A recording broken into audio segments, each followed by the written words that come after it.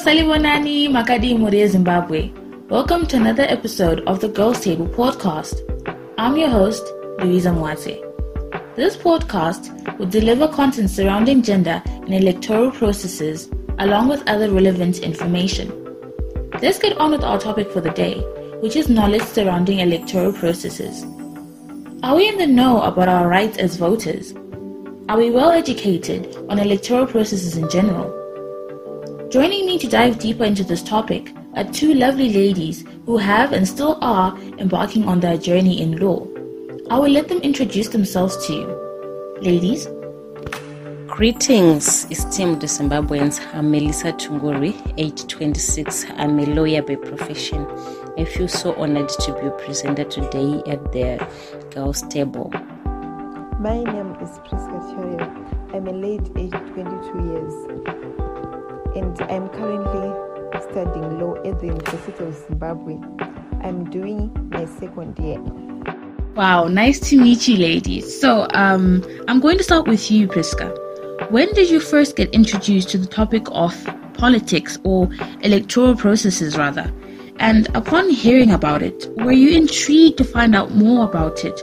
Were you left confused or misinformed or scared off? Okay, when I was first introduced to the concept of politics, it was when I was doing constitutional law and litigation. I was overwhelmed and I was intrigued to find more about it because I wasn't aware. When I was growing up, I used to thought that only men can participate in politics and they are the only one that can do it better than anyone else. But when I was introduced to it and I get to know a bit different and my views were a little bit different than the ones that I grew up with. So I was intrigued to find out more about it and I'm still in the journey of finding more about politics. There is something that I noticed, and I hope I'm not alone when I say that voters' education is taken seriously only during elections. During the 5 years after the president has been announced, there is silence from voters' education officers. Melissa, do you believe the people of Zimbabwe are well educated when it comes to electoral processes?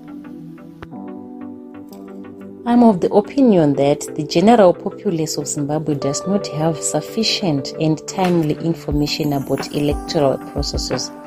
This is mainly because, firstly, the electoral processes are written in the language of the law, which is not easily understood by the majority of people, just like the Constitution and the Electoral Act. Secondly, the electoral education is only intensified towards elections, and it is neglected within the span of 5 years. Another reason is that there is also a challenge in accessing electoral material like voters' education, handbooks, and other items. Another major setback in Zimbabwe is the issue of language barriers. As you know, there are about 16 official languages in Zimbabwe, and most electoral information is written in English, which cannot be understood by many people.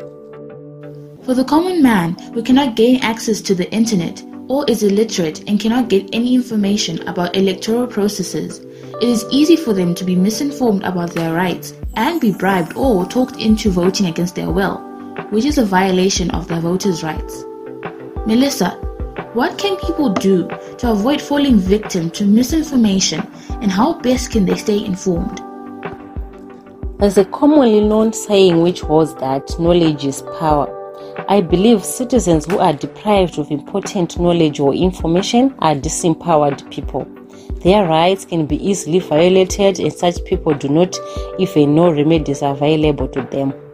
Let me restate that the information should be adequate, timely, accurate, relevant, and easily accessible by every Zimbabwean citizen. I'm of the view that to guard against misinformation, people should utilize available and reliable, I repeat, reliable public offices like Zimbabwe Electoral Commission and Ministry of Information and Publicity available in all districts. Also, all cases of voter manipulation should be reported to relevant authorities. There is also a need to have electoral material available in multi-languages. In addition, audio-visual accessories should be availed for those in need. Also, schools and other public institutions can be used as resource centers for providing electoral information. Would you say the dissemination of information of electoral processes to women is far worse than it is for men? Yes, it appears to me that dissemination of information prejudices women more than men in Zimbabwe. Of course, the law provides for equal access to information, but lived realities indicate otherwise. There are certain pointers that women have limited access to electoral information. This is reflected by the low participation of women in electoral processes and politics in general. There are a lot of religious, social, and cultural factors which contribute to women losing motivation to access electoral information and to participate in politics. Our society largely views politics as the domain of men.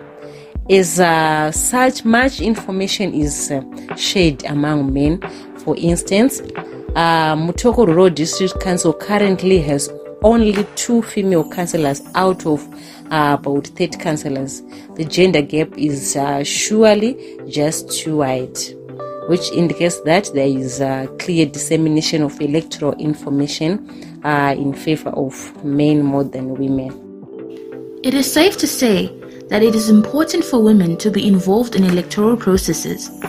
Melissa, how do you think information being passed to them and other people has slacked? Let me rephrase my question. How best do you think information on voters' education should be made accessible, regardless of what stage the country is in? I'm also of the view that people should be constantly reminded and educated about electoral processes and political rights.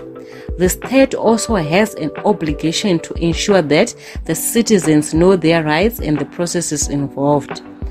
I think information should flow throughout the years. This can be done through internet and social media platforms such as WhatsApp, Facebook, Instagram, and Twitter, and other public offices and various media, for example, newspapers and televisions. Thank you so much, ladies, for the information you shared, and I hope everyone listening learned a thing or two. If you hadn't gotten the chance to register to vote, don't fret. You can still register to vote at ZEC district and provincial offices. Remember to carry your ID or passport and proof of residency. For more information, do follow us on our social media handles on Anchor at The Girls Table, on Facebook at The Girls Table, on Twitter at table_girls, and on Instagram at the.girls table. Until next time, my name is Louisa Mwatse, and this has been the Girls Table podcast. Remember, your vote is your voice.